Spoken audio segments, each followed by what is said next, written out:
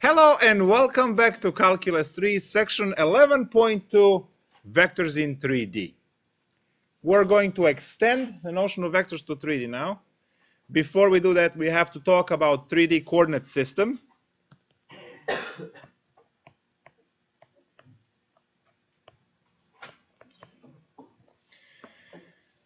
So we talked last time, not last lecture, but last time we met about progression of dimensions where 1D was just a number line, and then 2D, x and y, and then 3D, x, y, z, and you can go beyond. Today, we are going to take a look at the three-dimensional coordinate system, x, y, z. So you will have three axes. All of those meet at 90-degree angle. And if you want to see how that looks like, just look at the corner of the room. You will have let's say at the ceiling, you have the two lines meeting at 90 degrees, two walls, and then the line going down the wall. So points that are in this system will have three coordinates, x, y, and z. So the point will be x, y, z. The way you draw the point would be, let's say you have 2, 3, 5. We will count 2 on x-axis. Then we will go parallel with y, 1, 2, 3 units. So that's 2, 3, 0. And then we will go 5 units up. 1, 2, 3, 4, and 5. So that's 2, 3, 5. So that's how we get to the points in a 3D system. You first draw on x, then you draw on y, and then you go up or down depending on positive or negative z. The 3D coordinate system will have this xy plane, and I asked you to think about the floor as your good old xy plane on which you will draw all of your two-dimensional graphs like sine x and e to the x and everything else. So that's happening on the floor. And then we have now z going up, creating the space above the floor and then below the floor, which is the floor below. Yes? You don't have any arrows on any of them, or that's because like they're line segments? No, these are just construction lines. I'm getting up to that point. Oh. So these are construction lines and the little tick marks I have to count 1, 2, 3, 1, 2, 3, 4, 5. That's all it is. So this is not a vector yet. Why does it vary from class to class essentially as far as where the viewpoint is? Like in static, viewpoint is usually right. That depends on which way you draw the coordinate system. It really mathematically really doesn't matter. This is standard in mathematics, and then usually in engineering people will flip any way it suits them. It doesn't really matter. They're all pretty much the same. You have the left-handed, the right-handed systems, but then you can also put the z there because some people are used to watching at xy plane the same way all the time, and then z is the new one. So if I call the board xy plane, then clearly the y-axis is the z-axis and the x-axis may be still the same axis, and then the z would be shooting at you, right, going out, which is the one that it's x now. It can go anyway. It doesn't matter. No one dimension is special. It's just like snowflakes, right?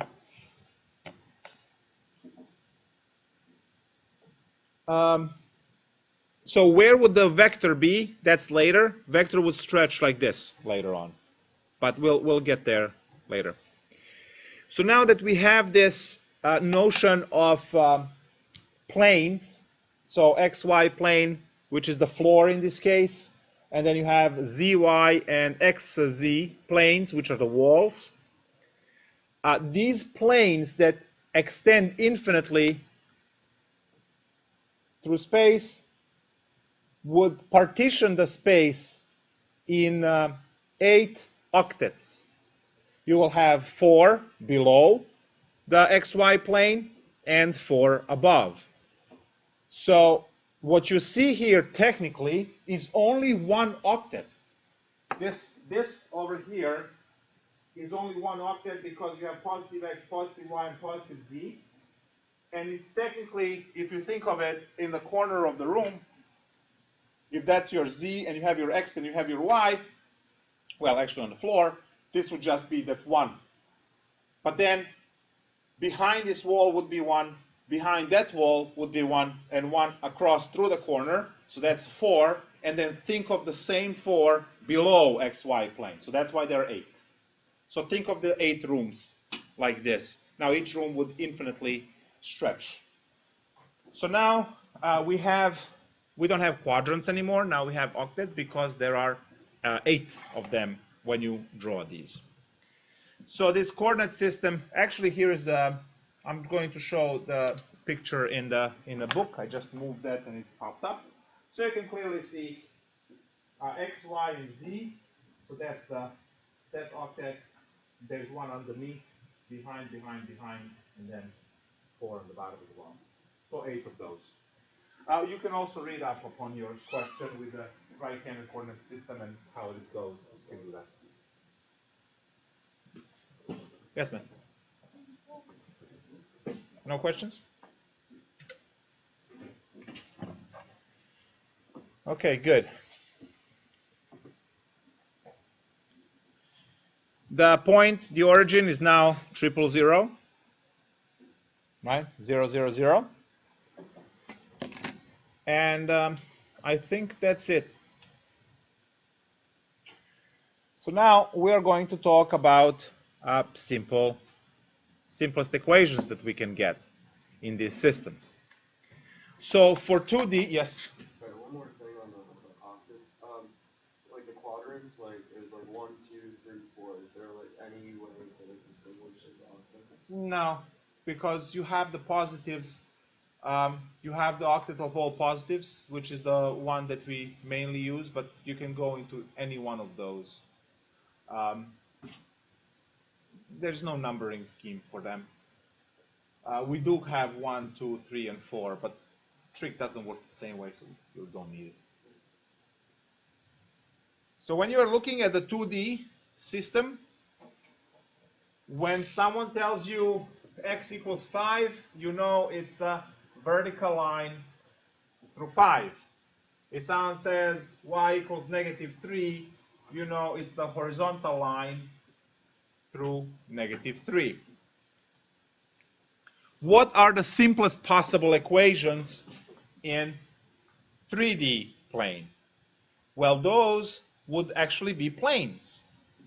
So when someone says z equals 0, z equals 0 is going to be xy plane. Guys, that's the floor of this room.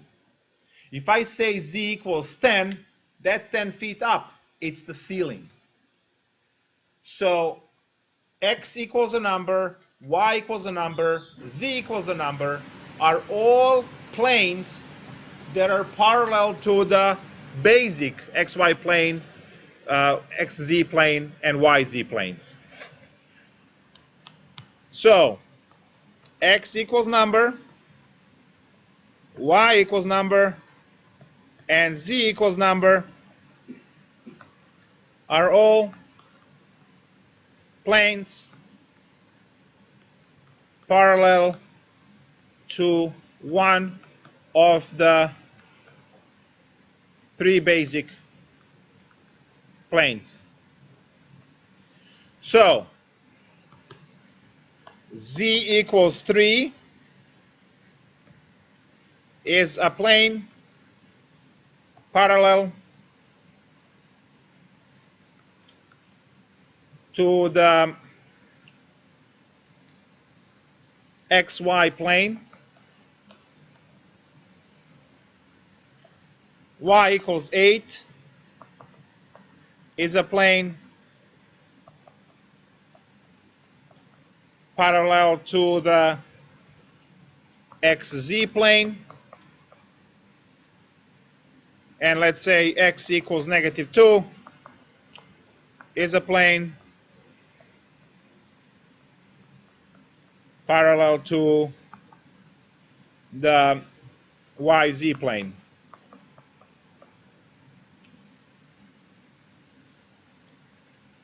All I'm going to say about this is think floor and walls and ceiling and whatever.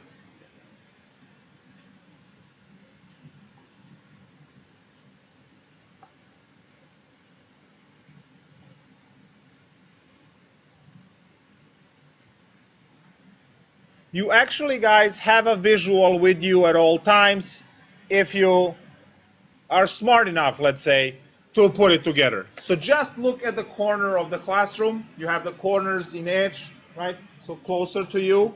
You can also look at the corners of your desks, which will go down. That component that goes up and down can be called z-axis. This one is x, this one is y, or the other way around. It doesn't matter which way you put it. If you want to look at the corner, go up for z, x, and y. And then if you go x this way and z, that's the x, z plane. Y and z, so that floor is y, z plane. And the floor would be xy plane because this is x and that's y. Further, common sense. If I say z equals 3, you immediately go and say, okay, z is the z-axis. Any plane that is labeled z has to be parallel to the xy because it has to go through 3, and 3 alone. There is no way for you to put through z-axis y equals 3, right? So z equals 3 is going to go parallel to, and you can't put it perpendicular to 3 because if you put perpendicular through 3, sorry, you can't even say that. That's how ridiculous it is. I don't even know how to say to put the plane that it's not perpendicular z equals 3 through 3. Just look how silly that is. So I'm gonna go all the way there. That's how important it is, okay? Look. So here is the z equals 5. Z equals 5 goes through 5 feet away from the floor. And z equals 5 is parallel to the xy plane. Look, xy has no z in it, right? Look how ridiculous this is to go through 5. At the same time, it goes through 6 and 7 and all of the other ones, right? It can't be distinguished that way. There's no way. So z equals 5 must be this. And that's the end of the story. X equals 5. Goes like this, and it's parallel to YZ plane because it goes through x-axis through 5. So it's always, some students like, I'm putting these air quotes on it, always the opposite, right? If x is equal to 5, it goes through, right? It's parallel to y-axis. It goes through x-axis at 5, but it's parallel to y. So now you will be parallel to whatever letter is not used. If you want to remember it that way. It's the silliest way to remember it, but it works.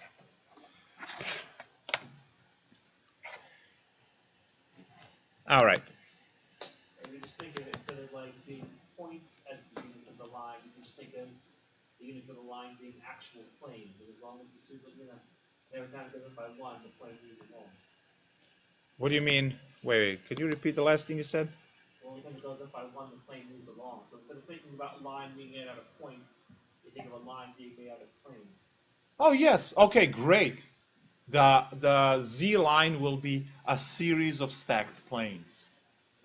Like a skewer, right? Yeah. Or, yeah, Shashnik. Good. Kebab, okay, for you that don't know what Shashnik is. Good. I might use the cooking references more. That seems to work. Plus, you guys had dinner already, right? I didn't have lunch. It's 5:30. You eat, then you come to class.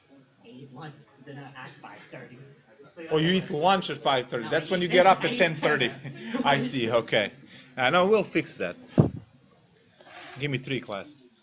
All right. So the next order of business is the distance. We already established that points are going to give us locations. They will have 3 coordinates because these are the points in third-dimensional space. So now, the distance between 2 points will again be calculated with the same Euclidean formula because we are still in the flat space. So, flat in a sense that the straight line is still the shortest distance. It's the 3D already where some of these concepts will become, not in this class, but later on, different, where you see that, on the surface of the planet, straight line is not the shortest distance. That's why the airplanes do not fly in a straight line. We are going to keep Euclidean concepts for the purposes of the class because they're okay and they're fine. But when you are on curved surfaces, none of the stuff that you learn in geometry holds in terms of the triangles and stuff like that. We'll touch up eventually on that. Right now, we are going to say that the distance in 2D, so distance in 2D was calculated as the square root of x2 minus x1 squared plus y2 minus y1 squared. In 3D, which is what we need now, the distance is calculated the same thing, you just add z's in it. So x2 minus x1 squared plus y2 minus y1 squared plus z2 minus z1 squared. Obviously, x1, y1, z1 are all from the same point, from the first point, and then x2, y2, z2 are all from the second point. So distance, it's very simple.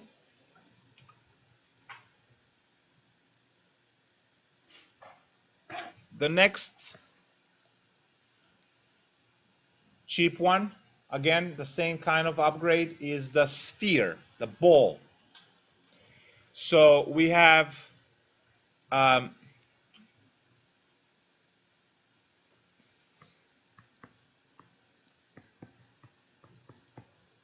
so let me just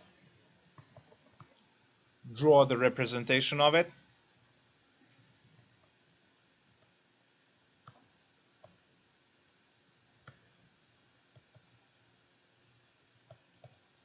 So that's the sphere, the ball.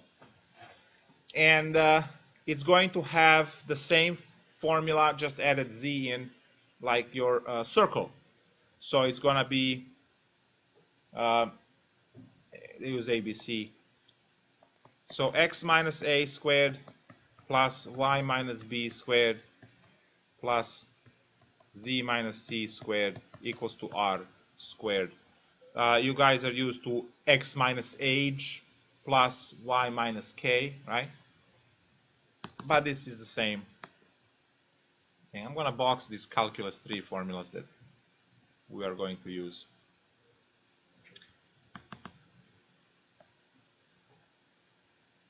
This r later on is going to be your rho for your spherical coordinates when we start talking about integration and so on.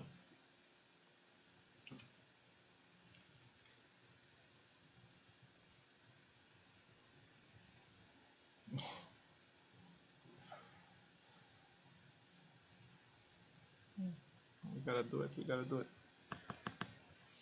So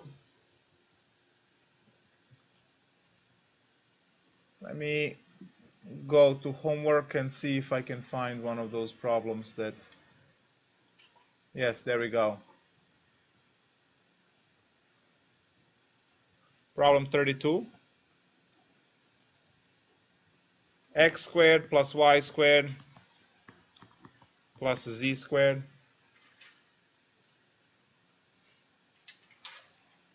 minus 6x plus 6y minus 8z minus 2 is equal to 0. So what is this? And since we only learned sphere so far, and you also see positive x squared, positive y squared, positive z squared, which matches the formula above, you will all say sphere. Or ball, yeah. And everyone is happy, right? Because we know what it is. But then that ominous question falls. What's the radius? And where's the center? Because that ABC is the center of the ball, and then R is radius of the ball, right? And when you look at this format, you don't know where that stuff is. So does anyone remember how we do this? Yes, completing the square. And we have to complete the square 3 times independently for x, for y, for z. Yay. Yes, let's do that. And then after that, we can have another break and then go home. All right, so completing the square 3 times, when you group x's together, y's together, z's together, kick 2 on the other side, and then in 15 minutes be done. So x squared minus 6x is the first one, plus y squared plus 6y is the second one, plus z squared minus 8z is the third one, and that's equal to 2. So now half of 6 is 3, squared is 9, x squared minus 6x plus 9 minus 9 in the first one to complete the square. Plus we have the same deal except now it's plus 6y and then plus 9 minus 9. The formula for completing the square was half of b squared, right? So half of 6 is 3, squared is 9. Plus z squared, and now we have 8, so half of 8 is 4, twice is 16, so we have plus 16 minus 16, everything equal to 2. All right, so the first 3 complete the square, so square root of the first, sine of the second, square root of the third, squared, we have minus 9, plus, again, square root of the first, sine of the second, square root of the third, minus 9, and then the last one, square root of the first, sine of the second, square root of the third, minus 16 equals to 2. So 2, negative 18, positive 20, positive 36. Awesome.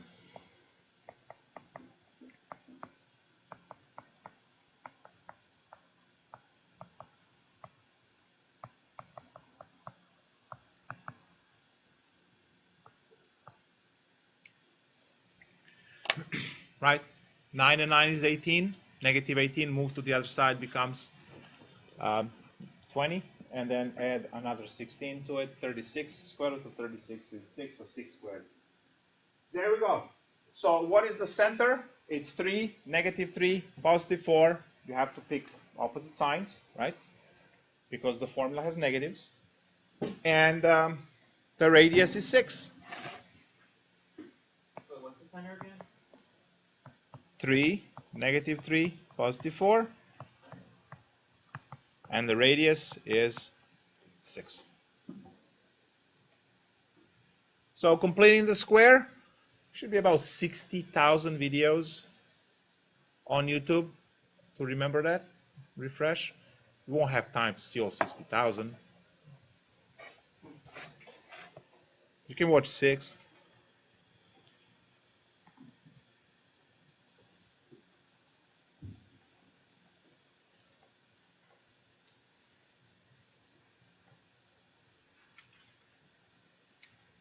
So that was the equation. So for distance formula and for the sphere, we have the same. Now, what are the variations? I give you the center, I give you the radius, what is the equation, and so on. So you'll see some of the flavors on the homework. Online homework is okay and going, and you guys are doing it? It's the first chapter 10. Yeah. Just the chapter 10? It says do this quiz that you assigned, but you haven't assigned it. So it's not Yeah. What quiz? I don't know. To do this Chapter 10 review. chapter 10. Yeah, but We can't go into the homework. So you can do it without the quiz? only one homework though. The other ones are fine. Yeah, do 11.1. You don't need chapter 10, right? Sure. I stay with 3 students in the classroom, those who know chapter 10, right? The rest is gone by the end of chapter 11. Yeah, you gotta know chapter 10, otherwise you're doomed. All right. I'll take a look and see what's going on.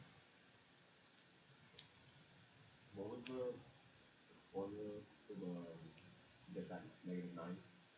Positive 9, -9? Half of b squared. So b divided by 2, everything in parentheses squared. And the b, you know how it goes, ax squared plus bx plus c. Yeah. Right, so this would be your b value. That's the b value in front of the linear x. So half of negative 6 is 3, so half of negative 6 is -3, -3 squared is positive 9. And then you add and subtract 9. The same thing goes for the end. -8 divided by 2, -4, square 16, add, subtract 16. Were you supposed to use, like, corner bracket versus something like, like they're like the sideways pairs and that sort of vectors? Yeah, this is for vector, like this. We will use that now for vectors. This is sphere. Yeah, no. So we're going to use, now we're talking about vectors in 3D.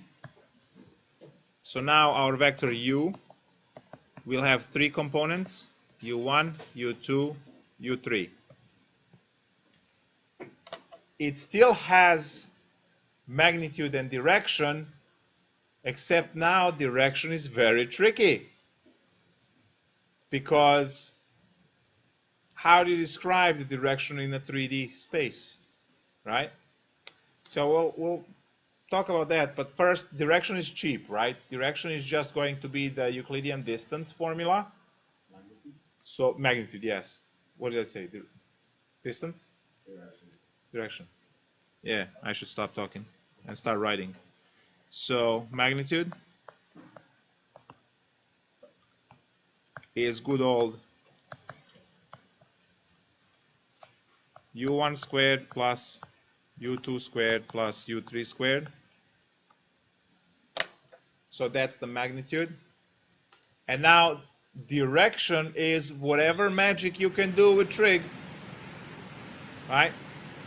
So you will have a direction in xy plane, direction, right? Those are all the projected directions in all different planes.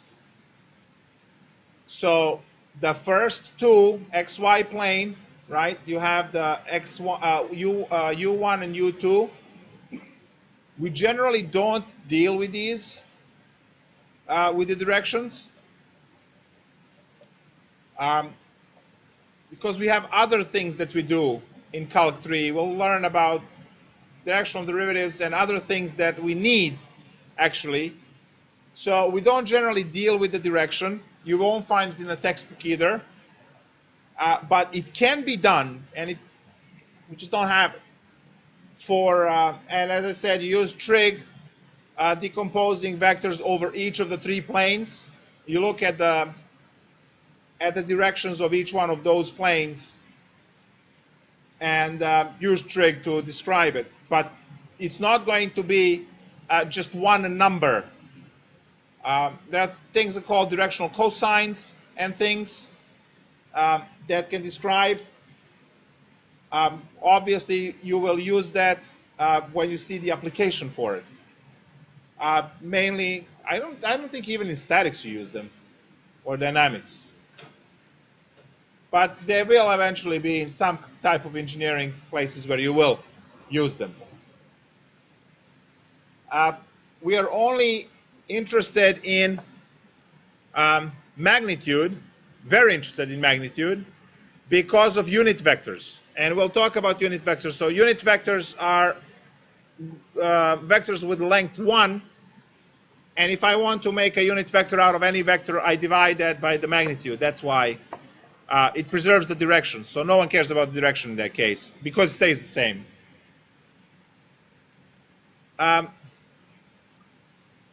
So for direction, I'll just say trig on each plane. And as I say, we're not using it, so we're not bothering with it.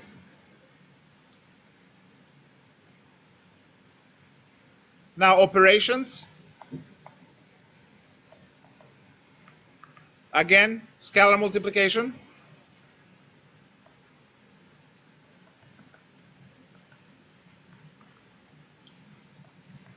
And addition and subtraction.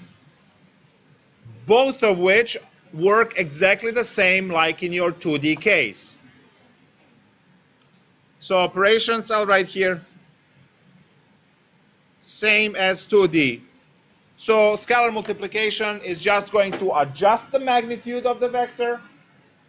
You multiply through, distribute to each component, whatever. If you have a number larger than 1, it will make it larger.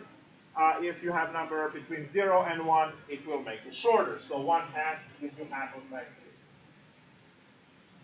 And addition subtraction works the same way. 50-tone method. So vectors are free to move in space. You have one vector moving to the other. But you will technically do that through calculations. So x components added to x. So u1 plus v1, u2 plus v2, and u3 plus v3. Guys, u1 is the x direction, u2 is y direction, and u3 is the z direction. So you have all of those there. Good. Now they have these, exercises just to see, how careful you are, where they give you 3 vectors and they say how much is 2u1 minus, I don't know, v plus w, and then you just grind through it component-wise. Simple stuff. No puffing.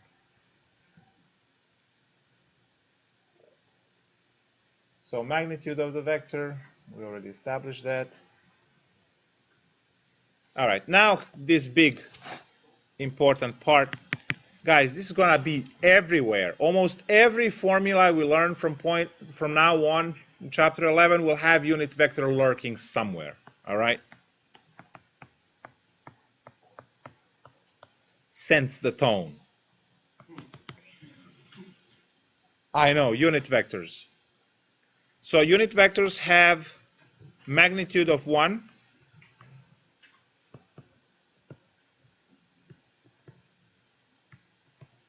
Hence unit, right? And the formula for it is vector u divided by the magnitude of vector u. So that's how you get it. So if I have a vector u, our famous 3, 4, we know that its magnitude is 5, right? 3, 4, 5 triangle. So clearly vector u in this case is not unit vector because its magnitude is 5. So how do I get it to be unit vector? Well, I simply divide it by the magnitude. So now to create, my ink ran out.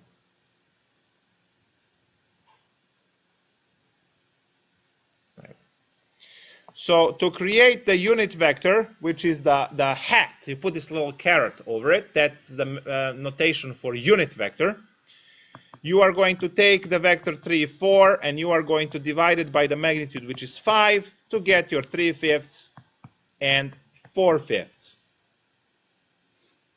So now, the original vector u, 3, 4, and the unit vector u, 3/5, 4/5, both have the same direction. Now, vector u has magnitude 5, and the vector u hat has the magnitude of 1 because it is a unit vector. So, check. What is the magnitude of u hat? It's going to be 3/5 squared plus 4/5 squared, which is 9/25 plus 16/25 square root, which is eventually 1. You can fill in the blanks. So anytime you are taking a unit vector, and guys, we are going to have functions under that square root eventually, you need to make sure that, I mean, that's only if you care, right, to check. Just make sure that your unit vector is 1, and then the rest of the problem is going to go fine.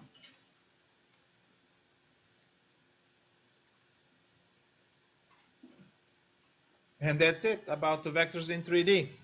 Same properties. So those properties of vectors that you learned for 2D, they stand for any dimension. So commutative rule, associative rule, all of that good stuff. Multiplication by 0 and adding 0 and multiplying by 1, all of that. And then this time around, oh, again, notation. I keep forgetting the poor IJK notation now. So one more notation, and then we're done with this one. So vector u can be represented as u1, u2, u3, having 3 components. Or we can just say u1i plus u2j plus u3k. Guys, you can actually use hats. So you can put I hat, j hat, and k hat, because those are actually all unit vectors. I, j, k are unit vectors. So vector I hat, is 1, 0, 0. Vector j hat is 0, 1, 0. And vector z hat is 0, 0, 1. And that takes care of the notation in terms of I, j, k, the components.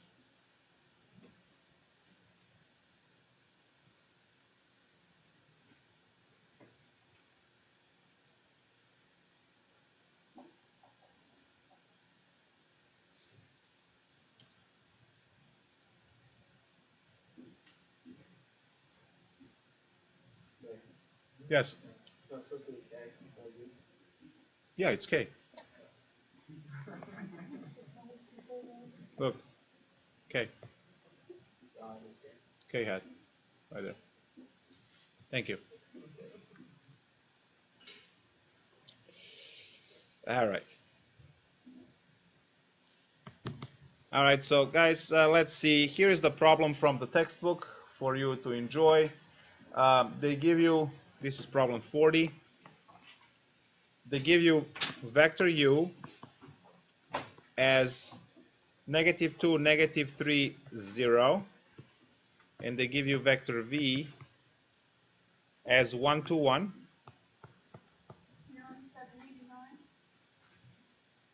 7, 7, 8. Whatever. Different edition, maybe. So they want you to compute this.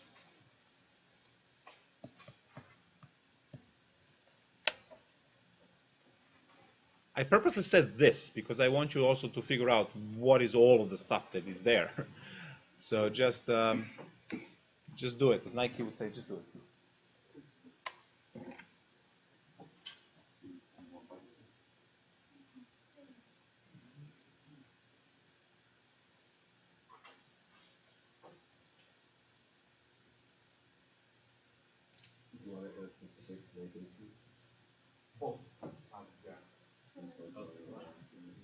Both notations, please. The vector notation and the component notation. Thank you.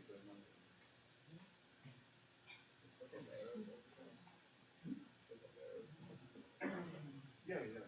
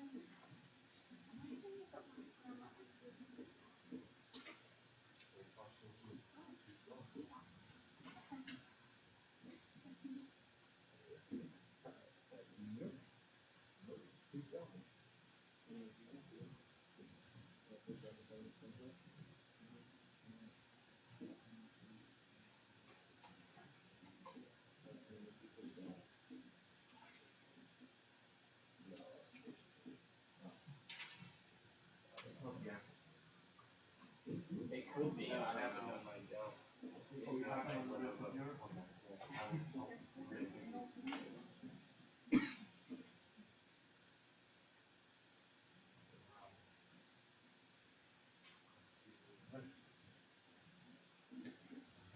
I heard about root 19.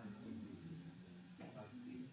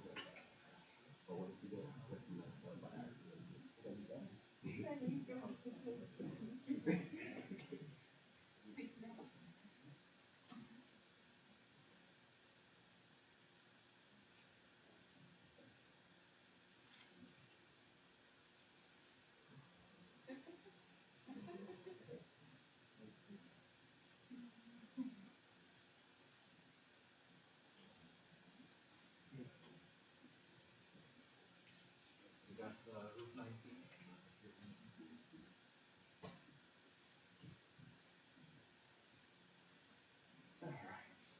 So apparently square root of 19 is the answer. The answer that we are looking for is the magnitude, because that's the most outer operation. The two vertical bars, like the absolute value, it's the distance, right, which is the length of the vector. So you will multiply each component by 3 in the vector v, so we get 3, 6, 3. And then we add all of these together, and then square each one, add them all up, the square root. So answer is square root of You better be, because almost everyone has that answer. Does anyone have 7? No? Good, because that would be wrong. So negative 2 plus 3, comma, negative 3 plus 6, comma, 0 plus 3, and we still have the absolute values, which is the magnitude, right? Calculating magnitude. It's also known as a norm. There's a lot of names for that. So absolute value or norm of the vector 1, 3, 3, which is square root of 1 squared plus 3 squared plus 3 squared, which is square root of 19. Awesome. That was a textbook problem. Let's see what else they have.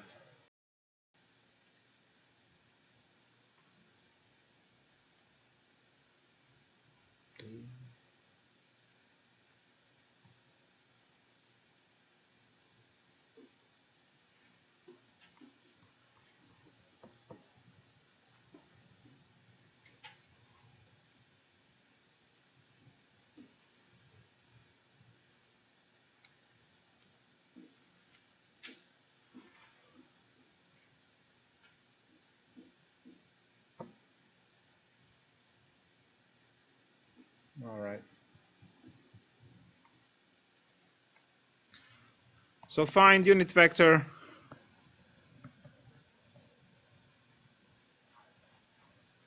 actually here. I'm just going to do this. You should be able to read notation at all times.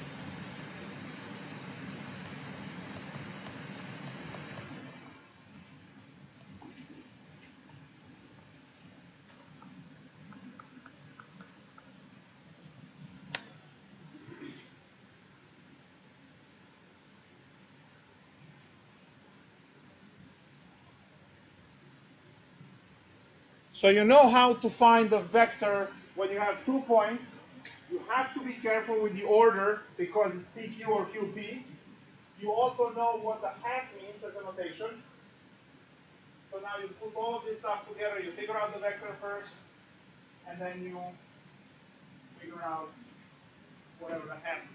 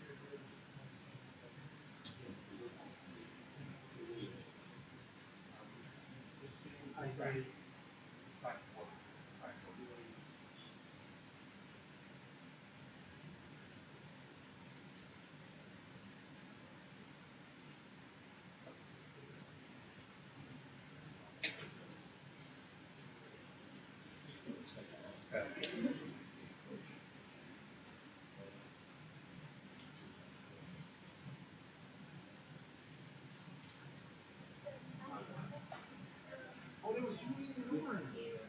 Yeah. I thought someone was claiming this. I couldn't see it. Didn't you agree with it? I do,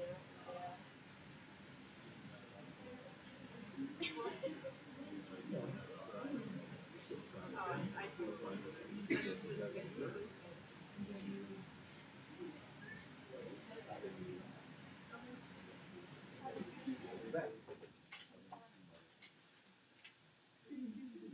Just looking at it, obviously, problem. Right. And no what you call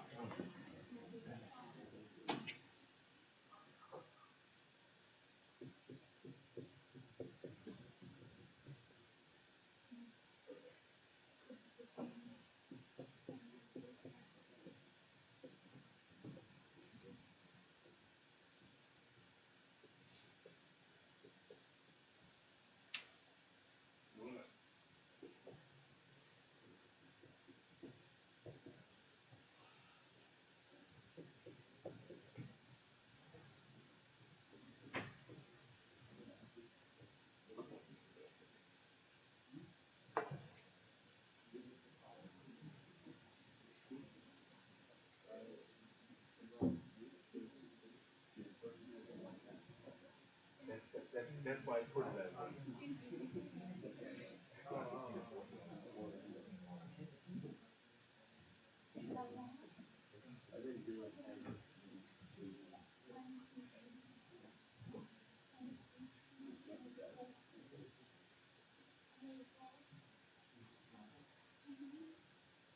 Let's just say yeah.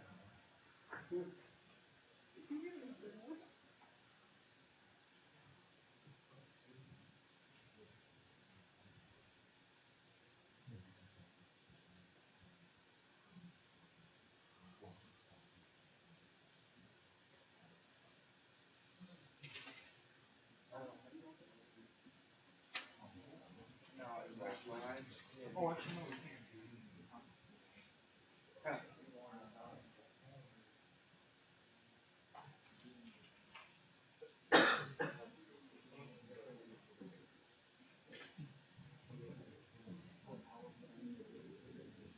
Yeah. People want to leave it rationalized. Oh, you did? Right. Yeah, everyone's giving up on rationalizing.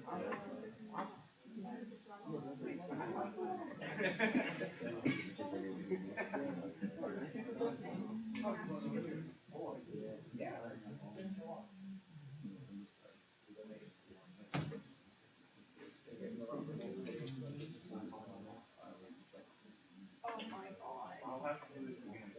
No way.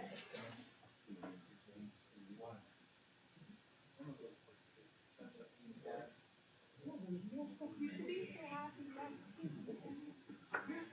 Well, we thought we need order out there.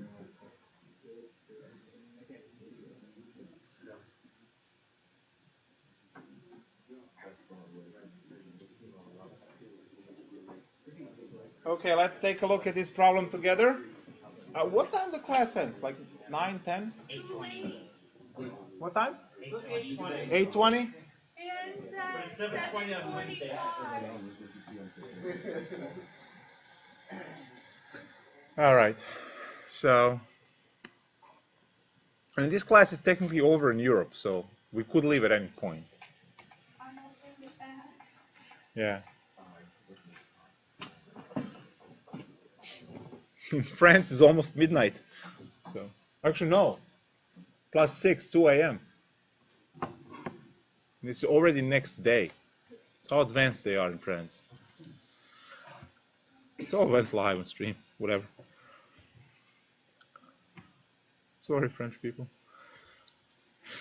All right, so to find the vector when we are given points in space, you have a point somewhere, Q, what's the terminal, point P that it's initial, vector will stretch between. By simply subtracting coordinates, we will find the vector. So vector QP is going to be 0 minus 1, 1 minus 3, and negative 1 minus 4. So vector QP is negative 1, negative 2, negative 5. To find the unit vector, we have the hat, right? So to find the unit vector, we are going to do the division, but we have to find the magnitude first. So the magnitude of QP is going to be the square root of negative 1 squared plus negative 2 squared plus negative 5 squared, which is square root of 30.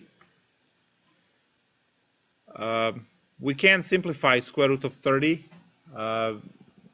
because it's not divisible by 4, it's not divisible by 9, it's not divisible by 16 or 25.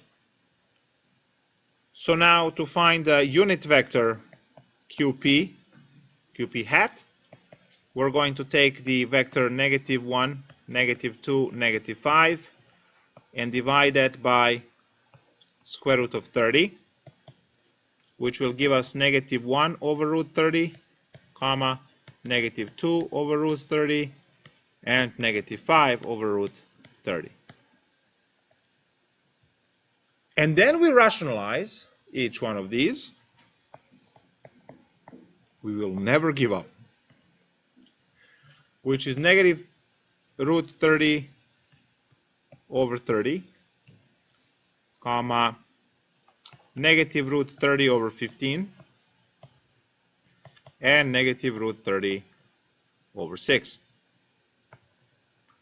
When you rationalize, you multiply root 30 over root 30, you get root 30 times root 30 on the bottom is just 30, and then it cancels with 2 for 15 and with 5 for 6. So that's the unit vector. If you are to put this and square them all and add them and do the common denominators and stuff, you are going to get the length of 1. And obviously, you err on the test to know whether you're doing this right or not. You will do that and you will know. Good. All right, well, that's it for vectors in 3D. The next section is on what? Dot products? Okay, great. All right, so I'm going to stop the stream. Bye, stream.